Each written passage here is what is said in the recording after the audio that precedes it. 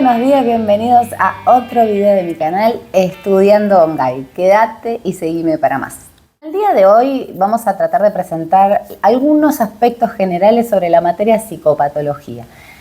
Como siempre les cuento, yo soy una estudiante de psicología, que lo que hago es acercarles el material que mis profesores tan amablemente y con mucha cientificidad están tratando de acercarnos. Quizás algunos no tienen la posibilidad de tener ese acceso a este material, por eso es que lo que intento es tratar de estudiar junto con ustedes si es que no tienen también esa posibilidad. La pregunta que les propongo para iniciar este video es: ¿cambia la personalidad? ¿Ustedes qué creen? ¿Es algo estable o podemos hacer algo en relación a la personalidad para cambiar nuestra calidad de vida? Vamos a empezar con la definición de personalidad según Caballo, que es un autor que nos han ofrecido para poder expresar qué es la personalidad. Se define como un conjunto de rasgos que mejor describen o identifican el modo de ser y comportarse habitualmente de nosotros, de las personas. Por eso es posible, y esto es lo interesante, predecir con bastante exactitud el funcionamiento en otros contextos, actividades o situaciones diferentes vitales que tengamos a lo largo de nuestra vida. El color de pelo, el color de ojos, el color de piel, son características o rasgos que mejor nos describen. En la personalidad se pueden distinguir elementos que la van a constituir y que son más pequeños, a los cuales vamos a llamar rasgos de personalidad. E incluso dentro de los rasgos, los autores de la personalidad definen que hay unos subelementos más pequeños a las que llamamos facetas de la personalidad. Habitualmente la personalidad tiene dos grandes factores o elementos que vamos a ver, que son el temperamento y el carácter. Es decir, que hay una cuestión que viene de la mano del principio de nuestra vida y hay otra cuestión que tiene que ver con algo que se construye a lo largo de nuestra experiencia con los demás, con nuestros contextos. Y se puede decir entonces que la parte biológica, es decir, esta más innata, tiene que ver con el temperamento, la parte más hereditaria, más original, si se quiere. Y el carácter se conforma en base a las experiencias, como decíamos, al aprendizaje, a la educación y al conjunto de valores y objetivos que no son hereditarios, sino que son adquiridos por la persona. Algunas cuestiones introductorias para ir metiéndonos de a poquito después en lo que son las particularidades de los distintos trastornos de personalidad que vamos a mencionar en otros videos. Pero primero vamos con 3 ejemplos que nos dieron, porque nos dijeron que es importante al momento de estudiar la personalidad tener en cuenta 3 conceptos que son claves para entender cómo se trabaja y cómo se estudia la personalidad.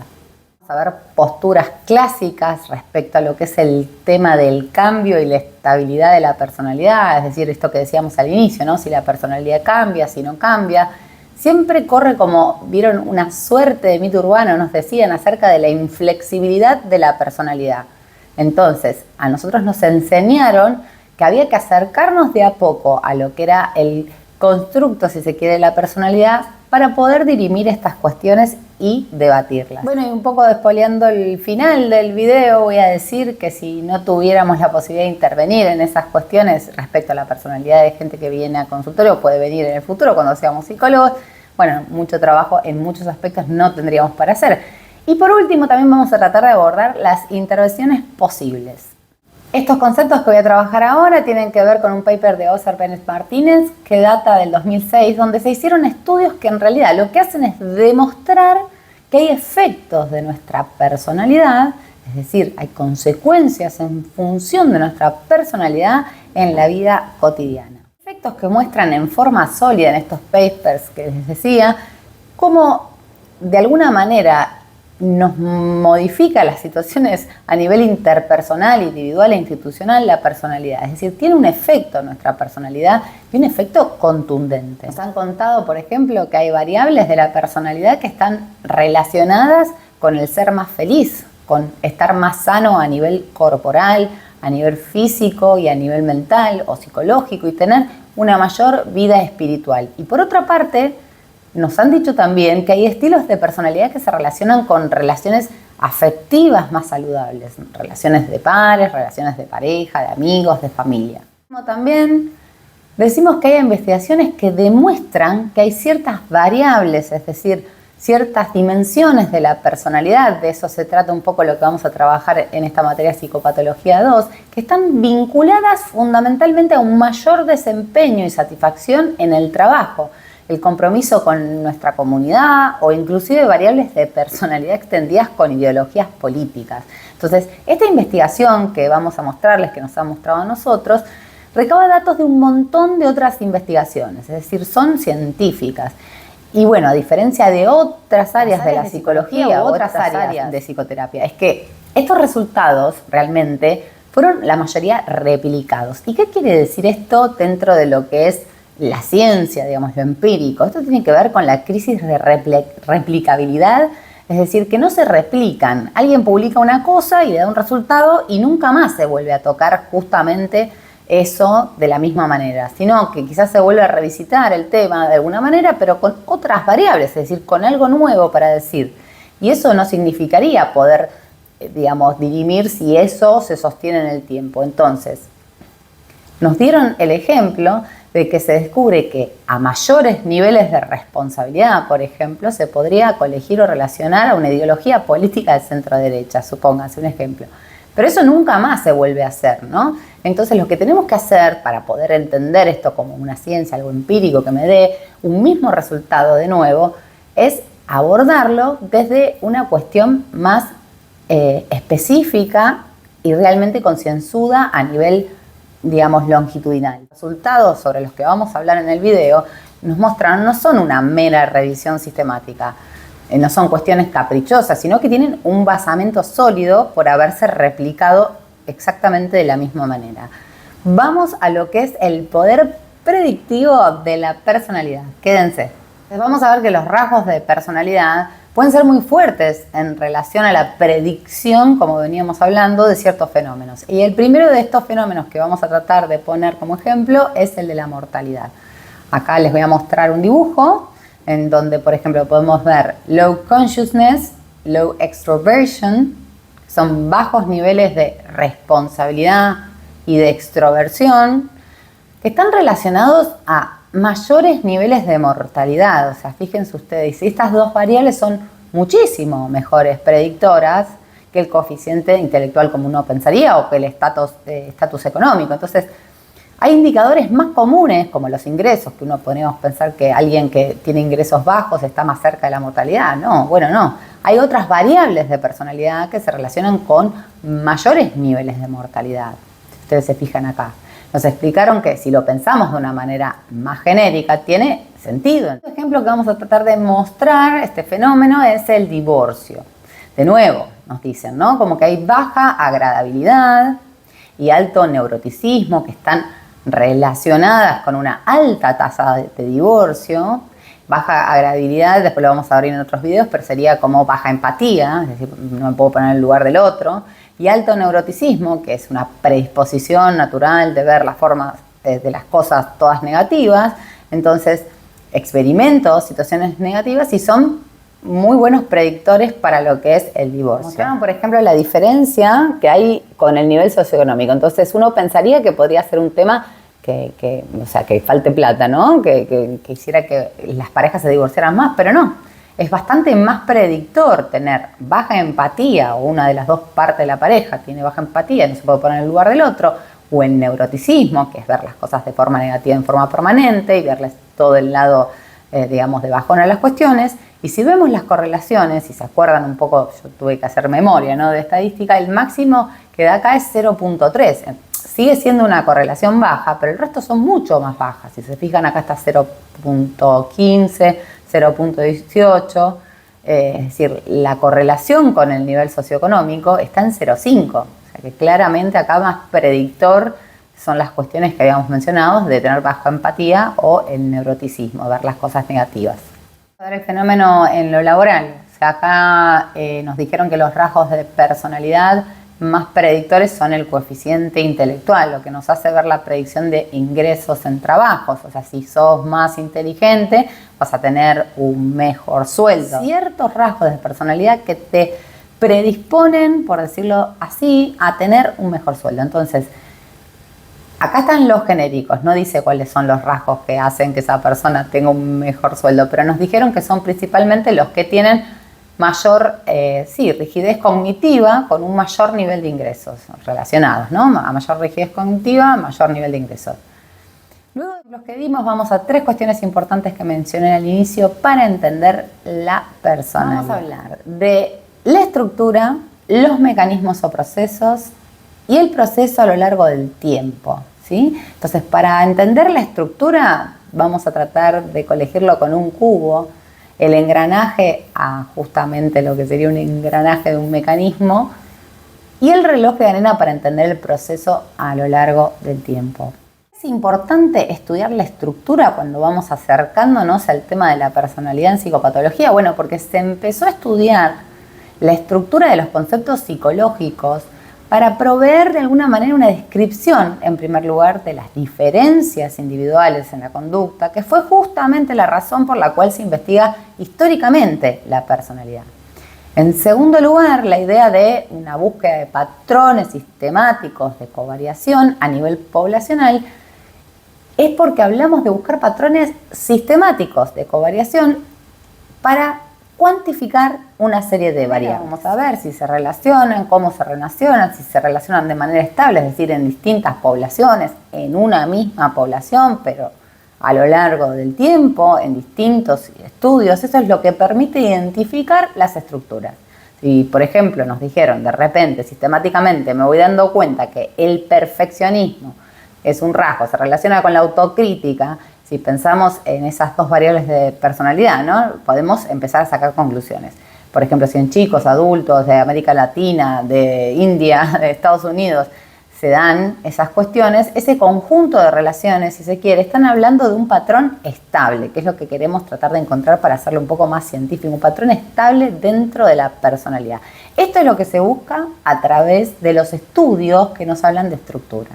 Y para esto, casi siempre se usa, lógicamente, herramientas que han visto en técnicas psicodiagnósticas como los estudios psicométricos, que lo que hacen es utilizar una metodología cuantitativa y fundamentalmente utilizan lo que se llaman estudios de análisis factoriales. Entender estructuras, en realidad se trata justamente de identificar la identificación, digamos, de estructuras en las relaciones entre los estados y los rasgos de personalidad. Por ejemplo, mi predisposición con la ansiedad corresponde a los niveles de estrés actual que yo tengo hoy. Entonces, de dominios que se relacionan con sistemas, distintas facetas, digamos, de la personalidad, del modelo de los 5 factores, que es un modelo clásico de estructura jerárquica de la personalidad. Y también a veces uno de los objetivos es el desarrollo de instrumentos de evaluación, es decir, instrumentos que midan ciertos conceptos novedosos a través del desarrollo de escalas, que justamente lo que van a permitir estas escalas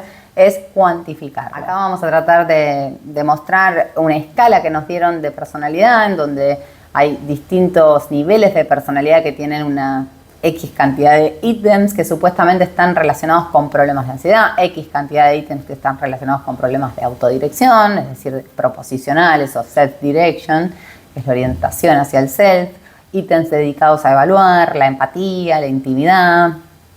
Factorial lo que hace es organizar todos esos ítems que vimos recién en función de las características de variancia que tienen en común. Y eso es ese chi cuadrada, que es el índice de comunalidad, que nos dijeron que es como esta cuestión rara de la palabra, pero es como lo que tienen en común sería. ¿Qué tienen en común cada ítem y cuánto explican en su conjunto? La varianza de determinado concepto y también cómo se carga, o cómo carga cada ítem en cada concepto. Se buscan cargas de punto 4 para arriba para que ese ítem represente correctamente el concepto al cual se refiere. Eso, por supuesto, tiene que ver con la psicometría, tiene que ver con la estadística, en términos de lo que es un análisis factorial. Pero bueno, no es que nosotros tengamos que saber esto específicamente, sino que nos dicen que estos estudios hablan de la estructura de la personalidad y habitualmente tienen un lenguaje que, aunque no tengamos que saber específicamente, porque no somos estadistas, está bueno tenerlo en cuenta. Todo lo que tuvo que ver con estructura, ¿verdad? Lo que veníamos diciendo, que es saber de qué se trata el fenómeno o cómo se describe el fenómeno, y eso nos permite estudiar justamente cómo es la estructura de una personalidad. Y ahora vamos a ver por qué es importante entender o estudiar, si se quiere, los mecanismos de personalidad. El objetivo principal acá en la cuestión de los mecanismos es identificar los procesos fisiológicos, psicológicos, que están envueltos en una generación espontánea de la conducta en situaciones concretas. Hablamos de mecanismos, lo que vamos a tratar acá de abordar o entender es por qué ese fenómeno se da en la manera en la que se da. De qué manera sí y de qué manera no. ¿Por qué individuos con diferentes niveles de rasgos se comportan diferente en una misma situación o por qué se comportan distinto en distintas situaciones? Hay distintas teorías que dicen que hay medios por los cuales los procesos neuroendocrinos o endocrinos moldean la conducta y varían entre distintos individuos, ¿no? Hay ciertos mecanismos que están identificados a las respuestas de los estímulos. Dos sistemas que aparentemente están vinculados con las respuestas emocionales. O sea, la idea es que estos sistemas que fuimos mostrando están presentes medio en todo, ¿no? Son mecanismos postulados de cómo funcionan las cosas. De arena que vamos a mostrar que tiene que ver con la idea de rastrear el origen y entender lo que pasa con los rasgos, pero a lo largo del tiempo. Independientemente de la consideración de que la personalidad es algo estable, esto es algo muy interesante, igual interesa saber cómo se desarrollan los fenómenos a lo largo del tiempo. Y acá es importante hablar de la influencia de lo biológico y de lo ambiental. A ver, cuando hablemos acerca de lo que es el cambio y la estabilidad, que la persona es más estable en algunos periodos de su vida que en otros. Vamos a ver que hay muchas diferencias en los patrones normales de la personalidad, es decir, que hay heterogeneidad en cuanto a la expresión fenotípica de la personalidad en el desarrollo. La regla es la heterogénea, más que la homogeneidad. Eso fue lo que nos dijeron de estos patrones a nivel del desarrollo. Necesitamos conocer las causas, es decir, necesitamos saber cuáles son los mecanismos de conducta para entender cómo es el desarrollo. Los procesos en transacción con las situaciones dan nacimiento a patrones que habitualmente nosotros llamamos o nos hacen llamar rasgos, cambios en procesos intraindividuales que pueden ocurrir por procesos biológicos o por experiencias. Y entonces, en la medida que el repertorio conductual, por ejemplo, de un niño se vaya expandiendo, las oportunidades que tenga ambientales van a aumentar, de manera que los rasgos llenan de contenido y se vuelven más diferenciados a nivel de las facetas. Básicamente a través de esto que estuvimos diciendo, la idea es como tratar de entender un poco el concepto de rasgo y cómo se vincula el concepto de rasgo a las nociones que estuvimos viendo. Vemos que las nociones que estamos tratando de marcar son estructura, función y desarrollo, o estructura, mecanismo y desarrollo. Ahora bien, vamos a ver un ejemplo puntual de esa relación. Hay una situación X, por ejemplo, donde operan ciertos mecanismos y estos mecanismos que operan van a estar influenciados de manera interactiva por principios biológicos y ambientales.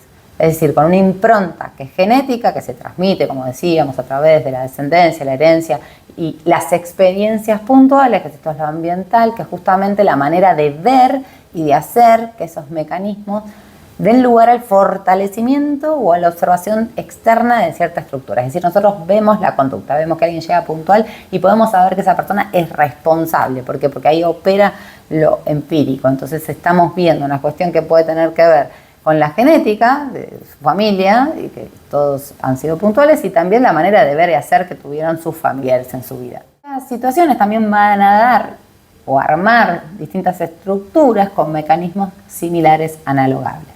Causar que las personas reaccionen sistemáticamente distinto a distintas situaciones. Por ejemplo, cada rasgo podría estar asociado a un proceso de información específico, como por ejemplo sesgos hacia la información negativa, en neuroticismo, o inhibición de pensamientos hostiles en agradabilidad.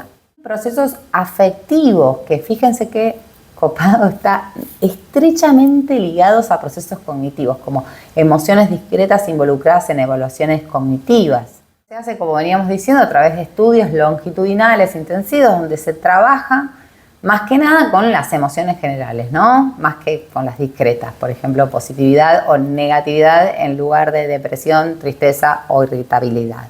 Y por último, procesos de tipo motivacionales, que son los interesantes también de ver, porque ahora van a ver por qué, que están organizados con el enfoque de aproximación o evitación frente a ciertas situaciones. Por ejemplo, cuando de repente yo lo que quiero es evitar o acercarme a ciertos fenómenos va a tener que ver con la naturaleza de ese proceso motivacional. Vamos a decir que el potencial motivacional de un estímulo no está completamente determinado por el reforzamiento o por las futuras expectativas, si se quiere, de resultados positivos y metas a mediano plazo, motivos implícitos o metas específicas. Son cosas que generalmente están en lo que se refiere a procesos motivacionales. Existen motivaciones que entran en conflicto con otras y que tienen que resolverse de manera consciente o inconsciente. Cuando hablamos de inconsciente, acá como siempre estamos en cognitivo, hablamos de inconsciente en términos involuntarios, o sea, comparando cuál es la más fuerte.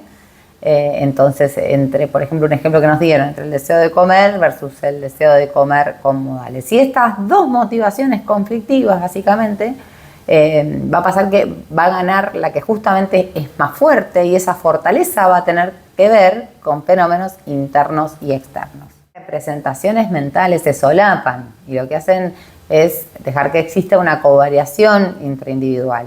Básicamente es un enfoque cognitivo estándar este que estamos tratando de mostrar, que habla de que la conducta fundamentalmente tiene que ver con esos scripts mentales. No se olviden de ese libreto de los esquemas que tienen que ver en cómo también esos esquemas interactúan a la hora de actuar. Esa frase que dice, uno ve el mundo de acuerdo a cómo es, bueno, un poco que tiene que ver con eso, ¿no? Como los scripts son esos esquemas que están conectados y que van a tener, o van a hacer que yo tenga distintas valoraciones, que no todo el mundo va a tener las valoraciones que yo tengo, las van a tener todos en distintas maneras y formas. Entonces, en cuanto al enfoque funcional motivacional, las teorías estas hablan de que los individuos, por ejemplo, se comportan para, y esto es súper lindo, para maximizar, digamos, los intereses de las cosas que valoran. Trabajan incansablemente para situarse en lugares lo suficientemente estructurados, por ejemplo, para conseguir esos intereses. Alguien que tiene una personalidad, ¿no?, que es más obsesiva compulsiva, va a trabajar intensamente para conseguir estar en un lugar estructurante, digamos. Esto significa que cuando vos tenés la posibilidad de elegir algo en tu vida, lo que va a hacer que vos te desarrolles en más aspectos que en otros va a ser tu personalidad. Si tengo, como decíamos, una personalidad obsesiva, voy a elegir un trabajo que tenga más que ver con el orden, con, no sé, ser bibliotecario o estar en un lugar de investigación o de pulcritud.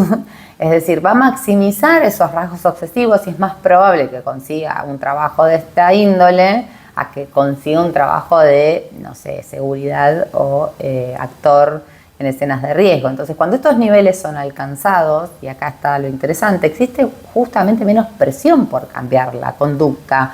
Fíjense ustedes qué puede pasar en las personalidades narcisistas, que por ahí lideran empresas y pisan cabezas o no les importa el comportamiento antisocial. Bueno, para ser presidente, para ser político, ¿no? O sea, eso facilita el rasgo. No hay nada que le diga a esa persona, che, no, por ahí no es. Entonces, es como que eso acentúa de alguna manera, o lo que hace es mantener esa estabilidad del rasgo. Explicación en términos de lo que es la personalidad relacionada con la motivación. Y con respecto al reloj, que habíamos puesto este reloj para poder hablar del tiempo, ¿no?, de la estabilidad en el tiempo, los procesos a lo largo del tiempo, los rasgos de personalidad, en verdad, y esto es muy interesante también de recordar, porque nos pueden llegar a preguntar esto porque es súper visceral en la carrera de psicópato, son relativamente estables los rasgos de personalidad a lo largo del tiempo, pero lo que no quiere decir que no puedan cambiar, que es un poco la pregunta que hacíamos al inicio y que seguimos sosteniendo a lo largo del video. O sea, es un mito urbano que tenemos que derribar urgentemente. Nos han dicho que esta idea de que la personalidad no cambia, bueno, es compleja porque en verdad sí cambia. Seguramente cambia mucho más de lo que muchos de nosotros sospechamos, pero en verdad, como decíamos, hay distintos momentos de la vida en los que estos cambios de personalidad pueden ser más factibles y otros en los que lógicamente va a ser más trabajoso. Claro, en este gráfico que la curva apunta a una tendencia cuadrática, es decir, hay una tendencia en los extremos que tiene una valoración baja y que tiene a lo largo del tiempo una valoración más alta. ¿Qué quiere decir esto que nos explicaron, no? Como que hay una tendencia cuadrática en la estabilidad de la personalidad. Pero en realidad lo que dicen los datos es algo un poquito distinto en realidad. Dice que la personalidad a través de la edad juega un rol, que es lo que decíamos, ¿no? Y esa personalidad determinada empieza como a estabilizarse y sigue un patrón estable a lo largo del tiempo. Pero hay un momento en donde por ahí es más crítico que cambie. Nosotros tenemos los autores Costa y McBride del modelo de los 5 factores que hablan de algo que empieza a estar como amesetado en una parte de la vida, ¿no? Que hablan de personalidad, dicen que la personalidad se vuelve estable alrededor de los 30 años, podríamos enmarcarlo entre el fin de la adolescencia o la adultez temprana. Entonces la plasticidad es más alta en periodos anteriores a ese plazo, ¿no? De los 30 años. Esto es lo que dicen un grupo de investigadores. Y por otro lado, hay determinados, digamos, rasgos de personalidad que tienden a mejorar, esto también es súper interesante, a lo largo de la vida, ¿no? Y otros que tienden a empeorar históricamente a lo largo del tiempo. Y esto tiene que ver con una hipótesis detrás, que es justamente la hipótesis que plantea que la personalidad básicamente evoluciona para el bien de las personas, para tener una mejor adaptabilidad. Digamos, si yo soy una persona hipócrita y con los años voy a ser un poquito menos hipócrita, si yo fui deshonesta voy a ser un poquito menos deshonesta, si yo soy extrovertida voy a ser más extrovertida, digamos, porque se supone que las cuestiones positivas van a acrecentarse y seguir y las cuestiones negativas se van como suavizando. Lo que nos dijeron es que no nos volvemos una peor versión de nosotros, sino que por el contrario, en términos de personalidad, estamos hablando de que tratamos en líneas generales, y esto es toda una generalidad, ¿no? Lógicamente ustedes no se agarran de esto como en línea así, uy, es así, sino que hay que pensar en que va mejorando a lo largo del tiempo.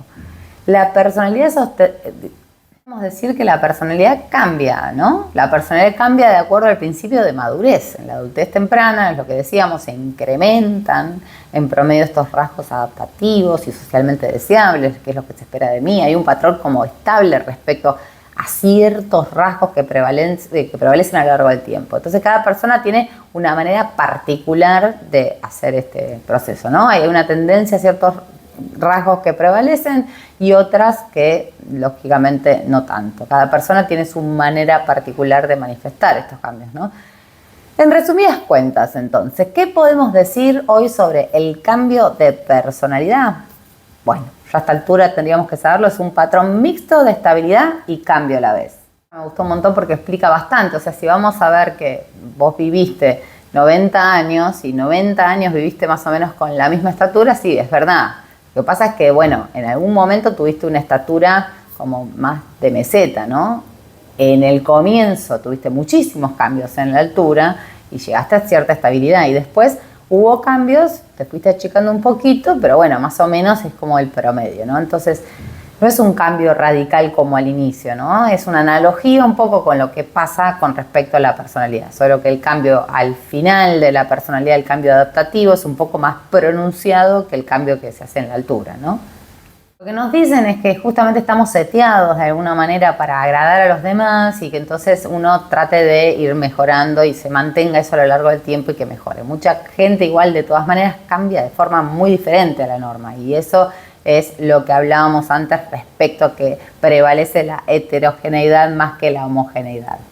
Nos contaron algo que pareció súper lindo que habla del reino animal, en donde dicen que hay estudios que lo que dicen es cómo se producen cambios de manera muy drástica, por ejemplo, en el caso de las ratas, que la madre come ciertas cuestiones y se alimenta de forma distinta, entonces la rata cambia de color, o pececitos padres que fueron, digamos, sometidos ante mucho estrés, entonces tienen hijos más pequeños. Entonces, un poco lo que quisieron mostrarnos es cómo ocurren y cómo influyen los componentes genéticos para que después se den conductas por expresión fenotípica distinta. Después ustedes pueden googlear por ahí porque nos dijeron que hay un montón de cuestiones relacionadas a una enfermedad cardiovascular o de nutrición, en cómo influencian esos factores a la personalidad. O sea, son cosas que las podemos buscar para interiorizarnos y saber que hay una influencia genética indudable y se da fundamentalmente en dos momentos puntuales. Entonces, volviendo, ¿la personalidad está determinada por lo biológico? Sí, tanto lo biológico como lo ambiental. El desarrollo de la personalidad a lo largo del tiempo está influenciado por estas cuestiones y también por el peso de las variables que es distinto a lo largo de la historia. Antes hablábamos de una meseta, bueno, en verdad cuando estamos hablando de esa parte es como el periodo donde hay una mayor influencia genética, luego después eso se estabiliza, se pone un poco más estable y lo que influye más es el ambiente, ¿no? Tus experiencias románticas, tus experiencias con amigos. Entonces, si vos tuviste la posibilidad de elegir en tu vida, digamos, tu personalidad va a hacer que vos adoptes un estilo de conducta en las áreas de tu vida que vos tenés que desarrollar. O sea, vas a ser coherente, tu personalidad va a ser coherente con el laburo que vos trates de elegir o con la carrera que elijas para estudiar, con tu tipo de pareja, incluso con el tipo de amistades. Claro que lógicamente no siempre todo es color de rosa, que a veces hay condicionamientos ambientales que no te permiten elegir, digamos, y que tu personalidad se va a mover mucho más fuertemente en otros lugares que no hubieras elegido por tener justamente estas cuestiones. Hay estudios de personalidad que muestran que hay crianzas negligentes o irresponsables, donde el contexto era, ¿no? Invalidar o directamente lugares hostiles, donde mentir era lo que se hacía al orden del día. Bueno, esto es más difícil que pase, que haya una coherencia entre tu personalidad y lo que vos querés elegir. Igualmente, con la aclaración que nos hicieron a nosotros, que esto no significa que la psicopatía sea fundamentalmente determinada por un ambiente hostil, pero sí hay muchos estudios que demuestran la influencia fuerte, en la mayoría de las personas, no en todas, de que la gente que tiene altos niveles de psicopatía, tiene este tipo de crianzas irrespetuosas o que ha tenido ambientes hostiles o abusos o lo que fuera.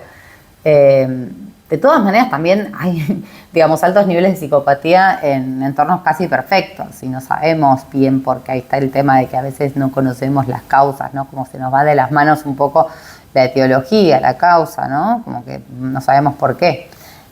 Hay una influencia genética entonces más fuertes, por momentos, como decíamos en esta meseta, pero la idea es que genética y ambiente influyen las dos cuestiones por igual.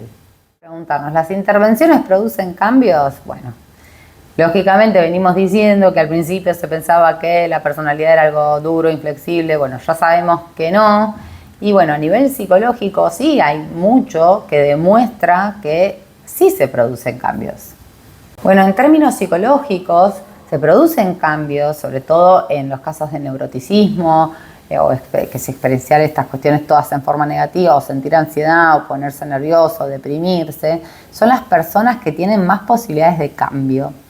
Y en realidad, la magnitud del cambio en muy poquito tiempo, en pocos meses, dicen los papers que nos han otorgado, es más de lo que ocurre a nivel espontáneo, digamos, durante toda la vida de esos cambios que puedan ocurrir. O sea, que en pocas semanas de asistir a terapia se producen la mitad de cambios esperables para toda la vida. Cuán importante es hacer terapia, ¿no? Que encima esas cuestiones, esas conductas que se cambian, esas partes de la personalidad se mantienen en el tiempo. Lo que se estudió es que las distintas corrientes, digamos, pueden servir, es decir, todas pueden abordar un mismo resultado. Es verdad que nosotros ahora nos estamos abocando específicamente a la cognitiva, pero también nos terminan diciendo, como cada maestro con su librito, que la cognitiva es la que mejores resultados dio respecto a los trastornos de personalidad. Vamos a abordar estas cuestiones que tienen que ver con cuáles son las condiciones, digamos, mínimas que uno tiene que tener para cambiar su personalidad. Que el cambio sea posible, entonces hay que pensar o debe considerar esa persona alcanzar metas personales. ¿Cuándo la persona va a querer hacer un cambio? Bueno, cuando la personalidad realmente le está obstaculizando, es decir, a sus metas, objetivos personales, con su manera de ser actual, y entonces, como no las puede alcanzar, este sería un factor motivacional, que es un factor fundamental para poder apostar al cambio. Cuando hablamos de factor motivacional, la gente tiene que ver qué es lo que necesita cambiar realmente para obtener ciertas metas personales. Entonces, la motivación está fundamentalmente relacionada con el objetivo de la vida, esa autodirección. Los objetivos genéricos o específicos de tu manera de experimentar tu vida. Explicar que la gente que tiene adicciones generalmente a veces le cuesta más ese tipo de cambios, porque a veces están menos motivados o tienen una motivación muy a corto plazo, es decir, es cortoplacista. El segundo punto es que los nuevos estados de personalidad deben considerarse factibles e implementarlos. Y de ejecutar los nuevos estados, mientras más uno lo ejercita, mejor va a ser. Esas conductas que aprendió, más esas conductas que aprendió y otras que aprendió y otras que aprendió, van a ayudar de a poco a sedimentar, van a convertirse más tarde en rasgos de personalidad estables. El ejemplo de alguien que tiene un despelote en su vida, ¿no? Como no puede ordenarse para estudiar. Entonces, ¿puedo mejorar, ¿no? Para mejorar mi vida académica y ordenarme? Entonces sí, hay un factor motivacional. Yo me quiero recibir, es una meta personal ser más ordenado para recibirme. Entonces, hay nuevos estados de estas personas que se tienen que considerar factibles, es decir, que cumple con que es factible. Y ejercitarlo, hacer cosas concretas que la persona pueda hacer para ser más ordenada, para recibirse, y entonces hacer una lista específica de las cosas que tiene que hacer, los horarios, cronogramas, planeamiento, ¿no? Y después repetir y decir, yo soy, por ejemplo, una mina ordenada. Y eso hace que de alguna manera eso que era desordenado y yo lo vi como una necesidad y que fue motivacional, esa parte de necesidad era factible, yo lo que podía realizar, que era empezar a ordenarme, y empiezo a probarlo de manera concreta y sistemática a lo largo del tiempo, hasta que básicamente mi concepto sobre mí misma, digamos, yo ya lo incorpore y diga, bueno, soy una mina ordenada. Entonces, en este ejemplo de vida que vimos recién, cotidiana, sin intervención de una terapia, puede pasar que el cambio ocurra, digamos, espontáneamente, pero probablemente haya gente que precise de cierta intervención para que se diga esto mismo. Para reforzar un poco decimos, ¿cuándo cambia la personalidad? Bueno, fin de la adolescencia, adultez temprana. Es decir, que la personalidad no va a cambiar posterior a eso. Ya me pueden responder ustedes, no, aunque hay cuestiones que van a ser más resistentes y más difíciles de cambiar. Trabajoso, pero no imposible.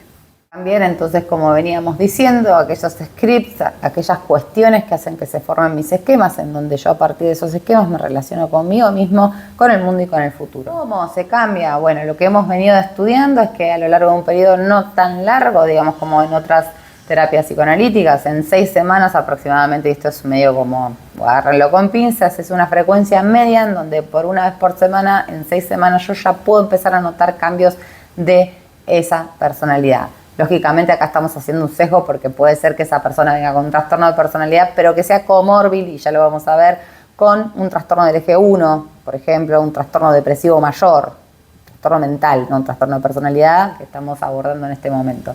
Entonces, yo no puedo abordar, por ejemplo, o en el caso del trastorno de personalidad obsesiva compulsiva, el perfeccionismo del trastorno de personalidad lo tengo que colegir con ese trastorno depresivo mayor. No puedo abordar solamente el perfeccionismo, la escrupulosidad y tratar de sacar esas creencias que están de este lado. No. Vamos a tener que abordarlo durante seguramente una cantidad de sesiones mucho más largas, ¿no? No siempre todo es así tan lineal, esto es en forma genérica. Vamos a decir, para cerrar, que en realidad vieron todo lo que se relaciona con la personalidad, ¿no? Como que hay un montón de variables importantes en la vida, y lo que tiene que ver justamente con estos 3 conceptos fundamentales que trabajamos, que son la estructura de la personalidad, el proceso y el desarrollo, ¿no? Entonces, estos 3 estándares de donde se investigan y se desarrollan la personalidad son importantísimos tenerlos en cuenta a la hora de empezar a pensar en un posible diagnóstico. En otros videos vamos a trabajar para que se queden enganchados si tienen ganas, acerca de los sistemas o los modelos categoriales y dimensionales.